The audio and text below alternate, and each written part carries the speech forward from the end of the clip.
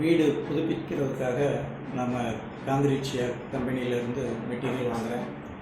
அதாவது இந்த M sand என்னுடைய இன்ஜினியர் என்ன சொன்னார்னா, அங்கே வாங்கக்கூடிய எம் சாண்டு பலமுறை அதை சுத்திகரிக்கப்பட்ட ஒரு நல்ல எம் சாண்டாக இருக்கும். இதை நாங்கள் பல நேரங்களில் பயன்படுத்தியிருக்கிறோம், நல்லா இருக்குன்னு சொல்லியிருந்தார்.